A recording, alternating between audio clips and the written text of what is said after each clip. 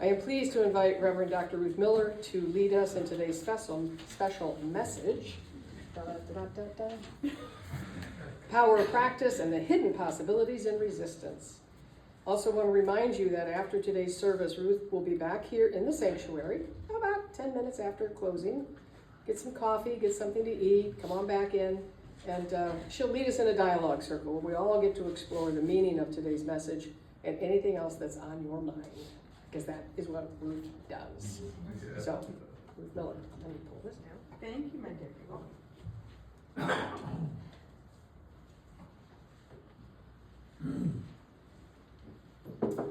All right, all you Trekkies, remember the voltometer. It says futile.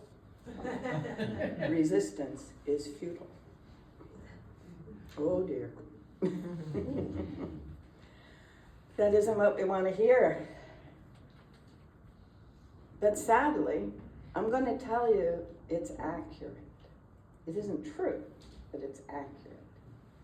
And I want to give you some alternative ways to understand what effective responses are instead of letting the rage and the anger and the upset drive us. Thank you. You okay with that? Mm-hmm. Thank you. So if you read the description of today's talk, the first question is, what does it take to truly transform a situation? And I had a wonderful time. I spent about 5 hours putting together yesterday's class that somehow nobody got the word.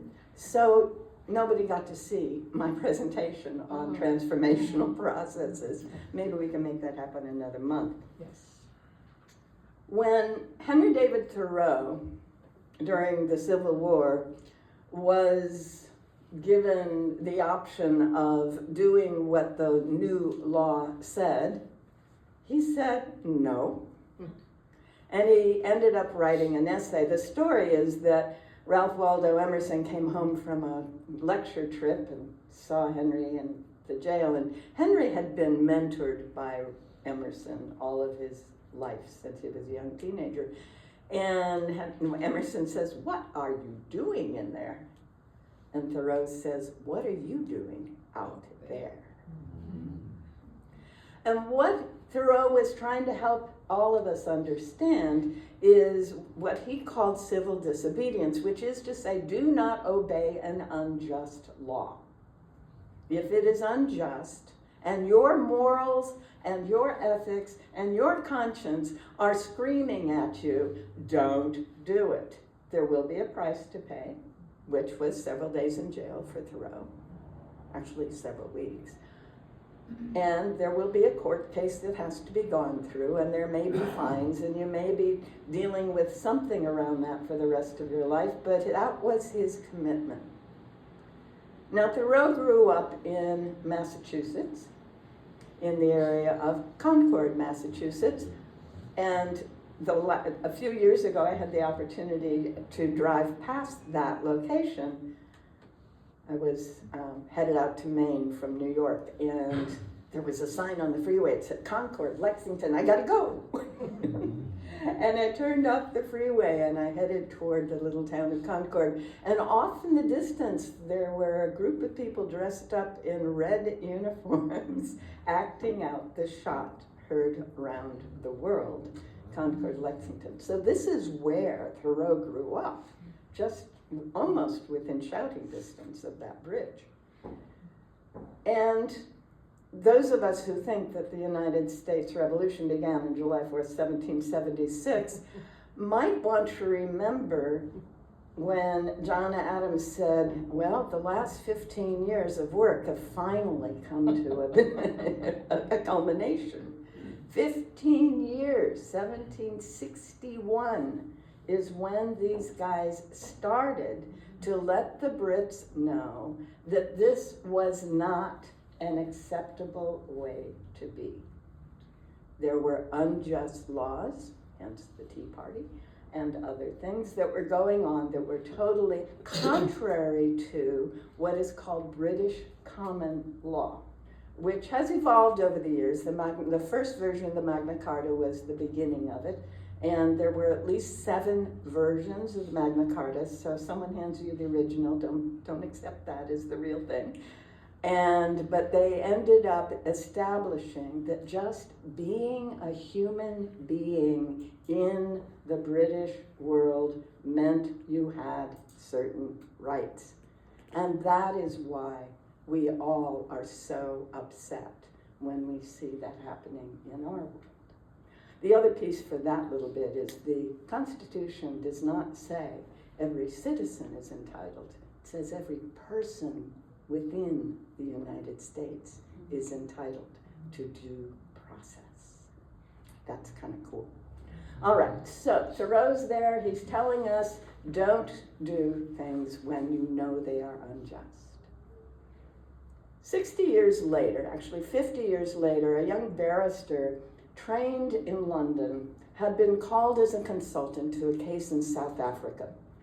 And it was because of his name that he was called there, I do believe.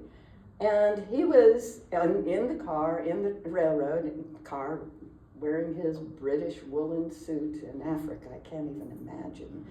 In the first class car, because he had paid for a first class ticket back there in London, just walking out of his offices and going to the train station. And the conductor came in, took one look at him and said, "You don't belong here, go to third class." And he said, "But I have this ticket. I paid for this ticket." And the conductor says, "That doesn't matter. Your skin is brown. You're going to third class." And Mohandas Gandhi said no and got thrown off the train. That was 50 years after Thoreau was put in jail. Over the next 30 years, Gandhi's life was focused on how do we live in a way that does not reinforce unjust behaviors. Do you hear the difference? It wasn't how do we resist these people for doing these things. It was how do we live in a way that doesn't reinforce the unjust laws and behaviors. And he worked with this. He studied Thoreau. Civil Disobedience was one of his major texts, along with the New Testament and the Hindu text Bhagavad Gita. Now, in the Bhagavad Gita, how many of you read it? Oh, good. Okay, so the Bhagavad Gita is a lot like the Old Testament in that it's all about God and wars and things like that. And when I was a teenager and in my 20s, I wouldn't read it because it was about God and war and things like that. But as I began to pay attention to the mystical path and the perennial philosophy, people kept referring to the Bhagavad Gita, and Gandhi was dependent on the Bhagavad Gita. It was a huge part of his work. And okay, I'll go look at it. And what we see in that is the presence of a divine charioteer teaching a young scholar who has inherited the kingdom how to behave justly in the face of his whole family saying, "No, you don't get to be king." And all the cousins and uncles and grand cousins and uncles calling troops together and surrounding him. And he has to go out and defend what is, quote, rightfully, unquote, his. And most of the book is the conversation between this charioteer and this king, Arjuna and Krishna. Notice the relationship between the word Krishna and the word Christ. Very similar. And ultimately, Krishna tells Arjuna, don't get caught in the upset. Don't allow the appearances to run your feelings, much less your behaviors. Don't. Instead, Krishna says, focus on the divine qualities that are present everywhere, especially in me, the Krishna being. And in fact, the number one phrase that is repeated over and over again, focus all your attention on me and everything will fall in place. Wow. Well, then Krishna is talking about this. Arjuna is the prince, and Arjuna says, but I don't want to kill all these people. And Krishna says, they have already killed themselves by choosing this path. You are just fulfilling their choice. Ooh. That one was hard for me. It still is. But the point of the Bhagavad Gita for Gandhi was there has to be a way that is not focused on one's anger and rage and frustration and disappointment over the behavior of these people who believe they are in power. They are not in power.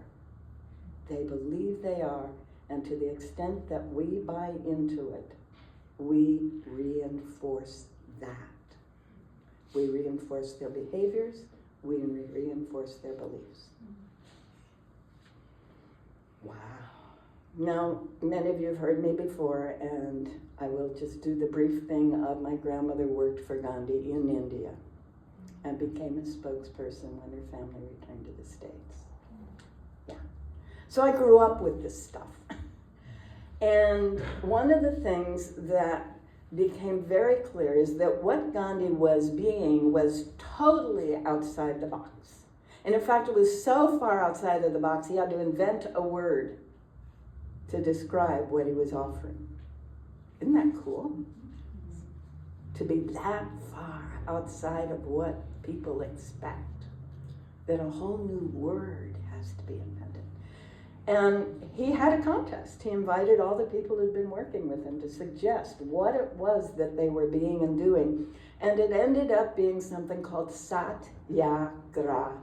Now, some of you have heard me say this before, but we are entering the season of nonviolence this week, and it is an alternative to non-violence, okay? Satyagraha is a positive way of being. It's not against, it's not pretending, it's not negating, it's not denying. It is a positive, love-filled consciousness. How can we show up in a meeting, in a situation, being so filled with love that the unjust behavior cannot happen? Cannot happen. Because the energy in the space, the consciousness in the room, the way people are showing up is so high. This is what Nelson Mandela was discovering when he was in prison. He had been resisting, that's how he got into prison, and while he was there and he studied these ideas, he got, no, it's about being such a high level of love and consciousness and energy that everything must align itself, which is another way to say what Krishna says in the Bhagavad Gita. Keep your attention focused on the divine qualities, love, compassion, well-being, all the possibilities of goodness here. And all the rest falls into place.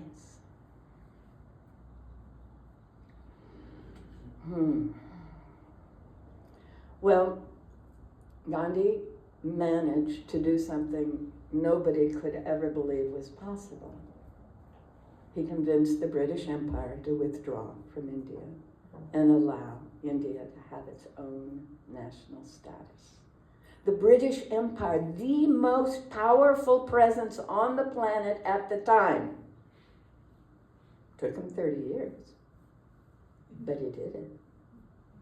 It took 3,000 words being published every week. It took a lot of people investing a lot of money to keep Gandhi poor. And a lot of appearances. And becoming a figure that stood for everything everybody wanted in the world now. Living it now.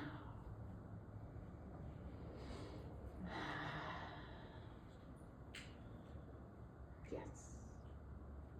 Well, about 30 years after all of that began, a German physicist was extricated out of his country because a bunch of people decided that if you had any Jewish background, you must be nasty, horrible, awful, and have to be dealt with.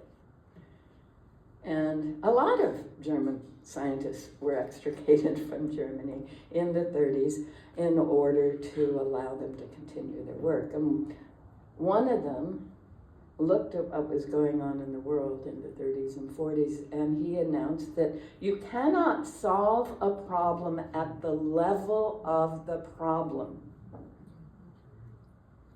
His name was Albert Einstein. And he was attempting to help the US government at the time, and everybody that would listen, to realize that we can't fight back at the same level as the issue and solve the issue. Now, I did not grow up hearing that, even though I was surrounded by physicists and engineers along with art historians and anthropologists, but these folks didn't get what he said.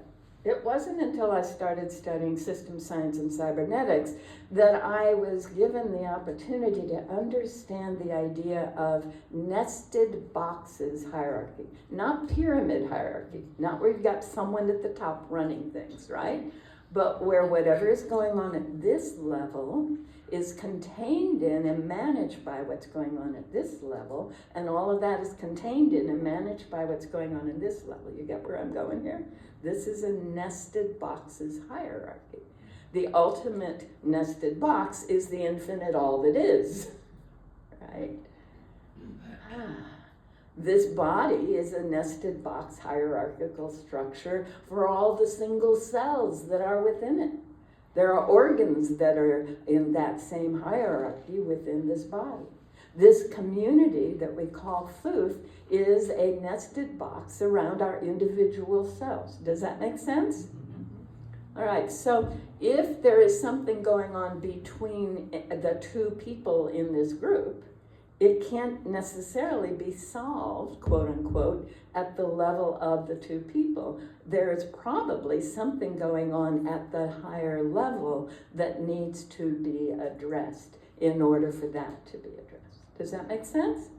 So we invite everyone when they become part of this community to sign a covenant of appropriate behaviors. I can't remember what it's called, but it's a covenant that says, all right, I will conform to what Futh is and stands for in order to be part of it.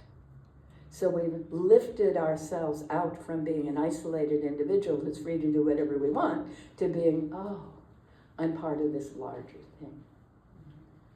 I'm part of something larger, something greater, something more wonderful that is happening here than what's going on in my own measly little mind, in my thoughts and feelings. And when I can allow myself to let go of that, little thoughts and feelings, and relax into the higher level, all the principles are there for me to move forward. And this is where Gandhi was going. This is what Einstein was calling for. This is what Thoreau was inviting without even knowing about it. He was saying there is a higher level of being that includes all of this, and if we could be functioning at that level of being, then all of this is not real. It is dissolved in that higher level of being. Oh my.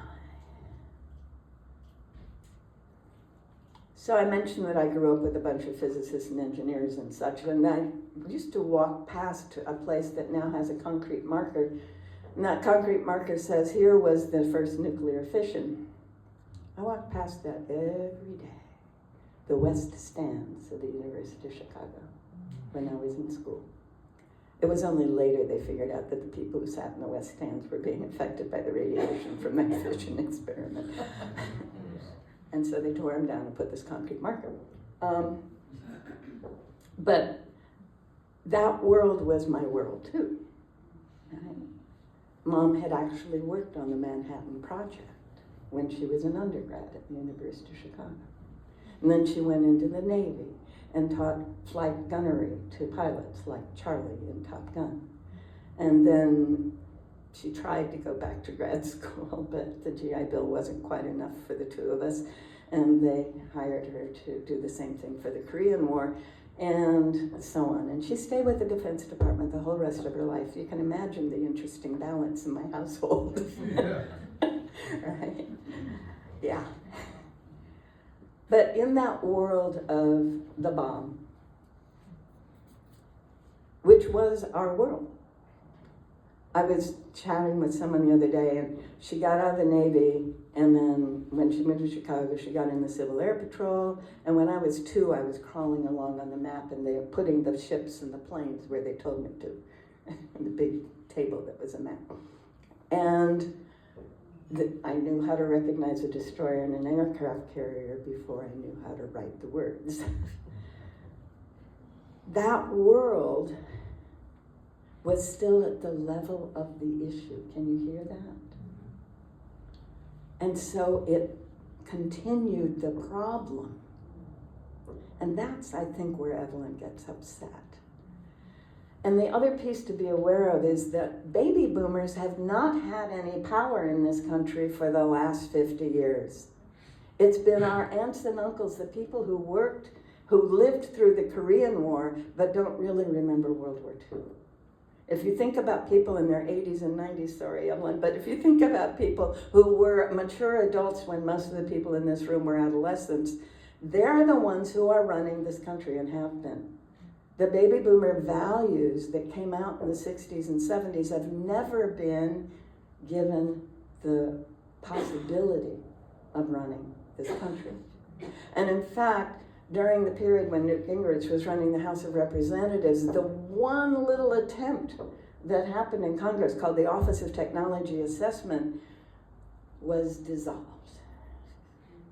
So there was no way for these untrained people who are in Congress, one of whom has science, technology, and engineering background, who's a medical doctor, 1 out of 650-ish people, there is no way for them to find out what are the implications of the decisions we are making. There is no way for them to step to that higher level of going, okay, this and this are happening, but what is it that is happening around and holding and sustaining this? And where do we want to go, really? So something that was established at the end of the 60s was undone in the early 90s. And we have been on this collision course ever since.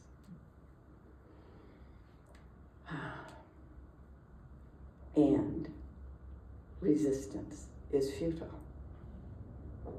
Because if I were to get all upset at my Congress and yell at them for doing that, that's not going to accomplish anything. Part of being involved in the nuclear world all my life meant that I was on some teams evaluating whether nuclear power plants should be sited. That was interesting. I always found a good reason not to site that, build that nuclear power plant. There was always a really good reason not to, from that larger perspective. And that's where we need to go. What is all of this showing us about who and what we have been and who and what we choose to be? We shall all be free. We shall all live free. We shall live in peace. That is a commandment, if you will. It is saying this must be so. It can't not. The only problem is we say someday. And the woman who taught all the founders of the New Thought movement used to say, if you keep saying it's going to happen someday, it's never going to happen in your life. Because someday is out there. And And what Gandhi stood for and taught millions of people was be the peace that you long for. Be the love you wish to see in the world. Be that which you choose to have the world become. It's been rephrased as be the change you wish to see in the world.